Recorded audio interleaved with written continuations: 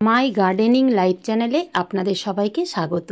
আজকে আমার ভিডিও দেশি জবা ফুলের গাছ নিয়ে।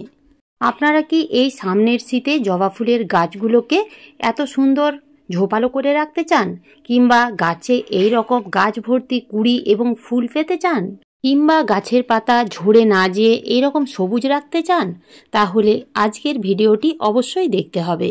আজকের ভিডিওতে আমি এমন একটা খাবার দেওয়ার কথা বলবো এবং এমন পরিচর্যার কথা বলবো যে খাবার বা যে পরিচর্যা করলে আপনারা সামনের শীতেও এই রকম গাছ ভরে জবা ফুল পাবেন এবং গাছ পুরো কুড়িতে ভরে থাকবে। শীত পড়ার সাথে সাথে দেশি জবা ফুলের গাছগুলো ডরমেন্সি পিরিয়ডে চলে যায়। তাই সেই জবা ফুলের গাছগুলো যাতে ডরমেন্সিতে না চলে যায়, অর্থাৎ শীত ঘুমে যাতে না চলে যায়, সেই জন্য গাছগুলোকে অ্যাক্টিভ রাখতে হবে। তাহলে এই দেশি জবা ফুলের গাছ থেকে আমরা অসংখ্য ফুল পেতে পারবো। তো তার জন্য আমাদের কি করতে হবে? এখন অর্থাৎ এই সময় হঠাৎ করে নিম্নচাপ হচ্ছে, আবার হঠাৎ করে কিন্তু গরমও লাগছে। তো এই ওয়েদারে জবা গাছের ফুল এই সময় ছোট হতে থাকবে, কুড়ি ঝরা বাড়তে থাকবে। এই ধরনের সমস্যাগুলো কিন্তু এই সময় দেখা দেবে। তার জন্য আমাদের প্রথমে যে কাজটি করতে হবে তা হলো জলের মাত্রা কন্ট্রোল করতে হবে। এই সময় জবা গাছের মাটিতে অতিরিক্ত জল দেওয়া একেবারেই যাবে না। যেমন ধরুন, বিকেলবেলায় আপনারা জবা গাছের মাটিতে জল দিলেন, সকালবেলায় দেখলেন মাটি একেবারে স্যাঁতসেঁতে আছে, তাহলে কিন্তু সেই সকালবেলায় আর জল দেবেন না। বিকেলবেলায় যদি দেখেন জবা গাছের মাটি শুকিয়ে গেছে মোটামুটি 1 থেকে 2 ইঞ্চির মতো, তখন আপনারা আবার জল দিতে পারবেন। তার আগে কিন্তু আপনারা কখনোই জল দেবেন না। এই সময় আপনারা দেশি জবা গাছের মাটিতে কি খাবার প্রয়োগ করবেন? আপনারা যদি এই রকমই গাছ ভরা দেশি জবা ফুলের গাছ থেকে ফুল পেতে চান, তাহলে সঠিক সময়ে সঠিক পরিমাণে সুষম খাবার দিয়ে যেতে হবে। যেহেতু জবা গাছ সারা বছর কম বেশি ফুল দিয়ে যায়, সেহেতু এই গাছের খাবারের চাহিদা আছে। আমরা বিভিন্ন গাছে নাইট্রোজেন, ফসফরাস, পটাশিয়ামযুক্ত খাবার দিয়ে থাকি। এই গাছেও নাইট্রোজেন, ফসফরাস, পটাশিয়ামযুক্ত খাবার দিতেও হবে। তার সাথে সাথে আরও কিছু এক্সট্রা খাবার যোগ করতে হবে। প্রত্যেক মাসে আপনারা মিশ্র জৈব সার একবার করে দিয়ে যাবেন। সেই মিশ্র সারের মধ্যে থাকবে ভার্মি কম্পোস্ট কিংবা পুরনো গোবর সার, হাড় গুঁড়ো, শিংকুচি, নিমখোল, সর্ষের গুঁড়ো খোল, এছাড়াও পাকা কলার খোসা। যদি পারেন তাহলে অনুখাদ্য দিতে পারেন।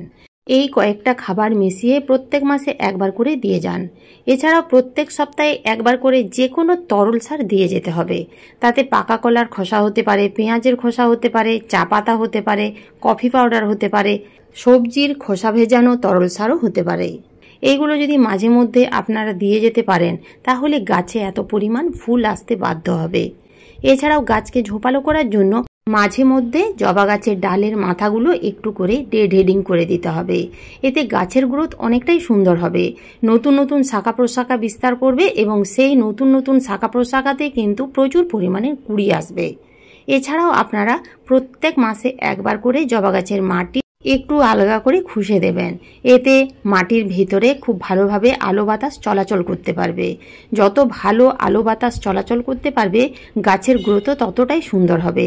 কারণ মাটির ভেতরে যদি শিকড় খুব ভালোভাবে ছড়াতে পারে, তাহলে গাছের গ্রোথ অনেকটাই সুন্দর হবে।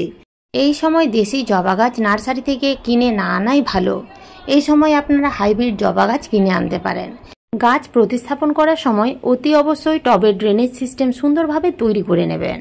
শীতকালে বিভিন্ন ফুল গাছে, ফল গাছে, সবজি গাছে পোকামাকড়ের উপদ্রব কিন্তু বাড়তেই থাকে। জবা গাছে বিশেষ করে জাপ পোকা, মিলিবাগ তো দেখাই যায়। এই জন্য আপনারা বিভিন্ন ধরনের কীটনাশক স্প্রে করতে পারেন। এছাড়া পোকামাকড়ের হাত থেকে গাছগুলোকে রক্ষা করার জন্য আপনারা নিম তেল ব্যবহার করতে পারেন। বাড়িতে যদি আপনারা কীটনাশক তৈরি করতে চান, তাহলে 1 চামচের 4 ভাগের 1 ভাগ বেকিং সোডা নেবেন এবং 1 লিটার জলে খুব ভালো করে গুলে পুরো গাছ স্প্রে করে দেবেন। এই বেকিং সোডা আপনারা ছত্রাকনাশক এবং কীটনাশক হিসেবে কাজে লাগাতে পারবেন। এছাড়াও আপনারা জবা গাছে ইনো ব্যবহার করতে পারেন। জবা গাছগুলোকে এই সময় কিন্তু একেবারে ডাইরেক্ট সূর্যের আলোতে রাখতে হবে। আপনারা কখনোই জবা গাছগুলোকে ছায়াযুক্ত স্থানে রাখবেন না। ছায়াযুক্ত স্থানে যদি আপনারা জবা গাছ রাখেন তাহলে সেই গাছ থেকে কিন্তু এই শীতে একটাও ফুল পাবেন না, পুরো ডরমেন্সিতে চলে যাবে। তাই যেখানে সকাল থেকে সন্ধে পর্যন্ত রোদ থাকে সেই রকম জায়গায় আপনারা টবগুলোকে এনে রাখুন। ছায়াযুক্ত স্থানে যদি আপনারা এই সময় জবা গাছগুলোকে রাখেন তাহলে গাছে ফাঙ্গাস লাগতে শুরু করবে, গাছে পোকামাকড়ের উপদ্রব বাড়তে থাকবে, পাতাগুলো হলুদ হয়ে পুরো ঝরে ন্যাড়া হয়ে যাবে এবং গাছে বিভিন্ন ধরনের সমস্যা দেখা দেবে। জবা গাছে যতই খাবার দিন না কেন, যতই পরিচর্যা করুন না কেন, জবা গাছ যদি ফুল সানলাইটে না রাখা হয়, অর্থাৎ জবা গাছ যদি রোদে না থাকে, তাহলে কিন্তু সেই গাছ থেকে ভালো পরিমাণের ফুল পাওয়া কখনোই যাবে না। এই ছিল দেশি জবা গাছের পরিচর্যা। আপনারা এইভাবে পরিচর্যা করুন, এই খাবার প্রয়োগ করুন, দেখবেন পুরো শীতকাল জুড়ে কিন্তু আপনারা দেশি জবা ফুলের গাছ থেকে ভালো রকমের ফুল পাবেন। ভিডিওটি ভালো লাগলে লাইক, শেয়ার, সাবস্ক্রাইব করে পাশে থাকার অনুরোধ রইল। ধন্যবাদ।